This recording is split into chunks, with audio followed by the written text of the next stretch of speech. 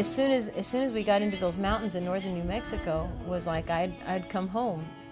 I found this town where I felt totally independent, and it helped me grow in so many ways. For one thing, it opened the doors. I'd never really listened to that much country, and that's when Emmylou Harris's music and Rosanne Cash and Rodney Crowell were becoming like what was hot in country at the time.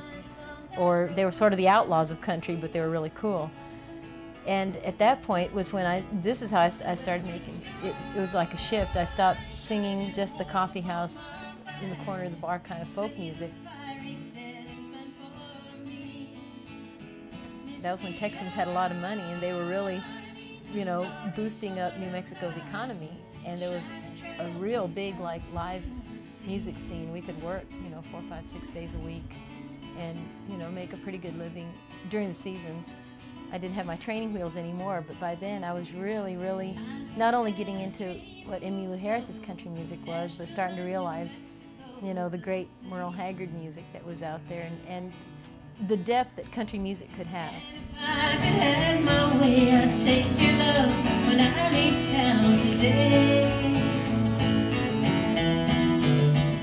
After we did the college circuit for 3 or 4 years, even though we knew that wasn't going to be the big breaking thing, we did realize that it was getting old, and we knew all the ropes to that already. And after that, it was, if we wanted to keep doing that, we figured out the way how we could make a lot of money at it. Because there are people that do the college circuit that have their science down to where they can really go out and make a killing in the spring and the fall at colleges, but they're not the kind of people that you hear on the radio or that are making big waves in a big way. I'd outgrown it. I was already writing a lot on my own. I didn't want to just play all the old Jerry Jeff songs to a bunch of Texans that were two-stepping up there for vacations. I just felt that was sort of dead end up there by then. We got to the point where we understood all that and where we wanted to go. We lived in Nashville for a while. And just because we figured that was the next transition. We'd sort of outgrown you always feel when you're outgrowing you've reached the bounds of what you can be in a certain place. And we sort of did that with New Mexico, and it was time to leave. And Nashville was obviously the next point, because I was already beginning to get some kind of interest there. Misty eye reads a starry summer night, shine a trail from Taos to Tennessee, shine a trail from Taos to Tennessee.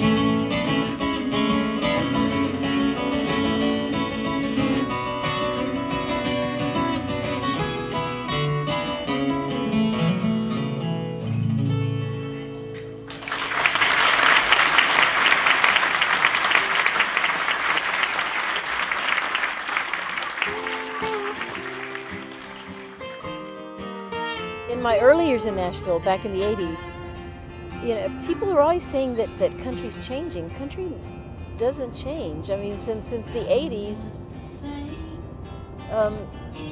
they've always been trying to cross over to be pop. Any big artist wanted to be a pop artist. They just kind of wanted to go from country to art to big to be pop. And some people do it gracefully and some don't. But I never considered, what was going, that's what I really didn't like. I went to Nashville because I knew that's kind of where my voice fit in. I wasn't like a Janet Jackson I wasn't the LA signing kind of artist. I kind of knew that. And so Nashville just made a little more sense to me. And, but yet what was coming out of Nashville, I wouldn't even listen to country radio in the 80s, even though I was there. I think the only thing I liked about the 80s on country radio was I think Rosanne Cash, who was really considered an outsider in country music, and so that was kind of strange for me, because I was right there under their noses, and I could sing really good country, and I did like the Real Genuine Country article. And I was constantly overlooked by the record labels because they wanted somebody that because I guess I had several meetings with different people, like at labels and things like that. And I guess what turned them off about me was that I didn't just want to go in and do know, I always wanted to put a different more personal mark on anything I did. I didn't want to have a hit for hit's sake, and I didn't want to just go for this country thing. The kind of commercial country songs that writers were trying to write to pitch to artists who were trying to sound more pop than country, and that was really big in the 80s. And I mean, I would probably tell them, I don't remember any meeting in specific, but I do remember having meetings where I could tell by the way I was talking that I wasn't quite what they were looking for, you know. And so I guess, I mean, in some ways it's like, you know, interviewing somebody to get married. It's like, I could kind of tell that if it had been a dating site, I could already kind of tell that my ideals weren't what they saw as ideal, and for someone to be a star. The moon is dancing, the stars are romancing, it's wrangling from afar. Our love was born of the prairie and stars in the voice of the big guitar.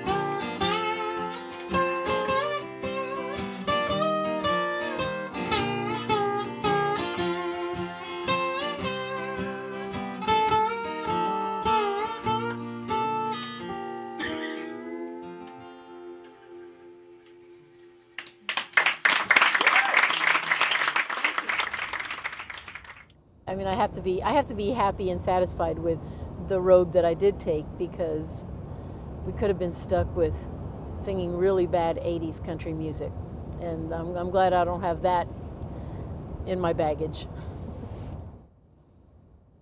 I was a little bit upset with not feeling really like I was ever really connecting with Nashville like I wanted to. And this was I just stopped trying to second guess what I thought they wanted. I thought, I'm going to go do the kind of music I'm writing, the kind of music that means something to me, and if that's going to catch their attention, fine. If not, at least I know that I've got to start seeking my musical future elsewhere.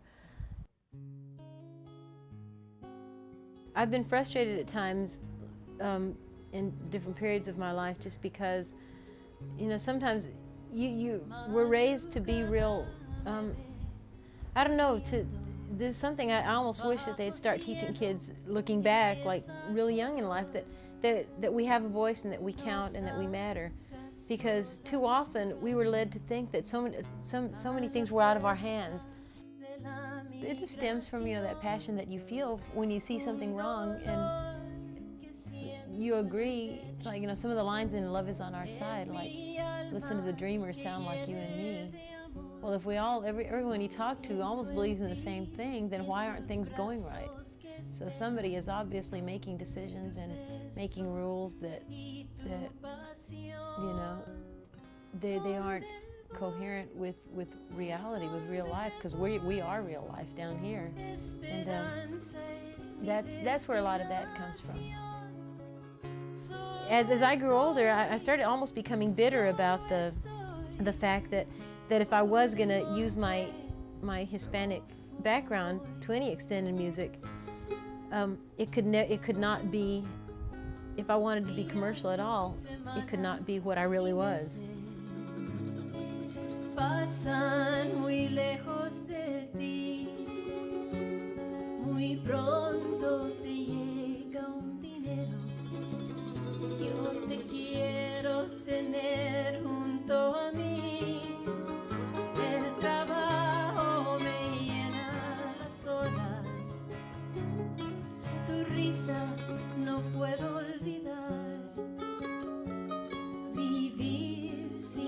amor no es vida.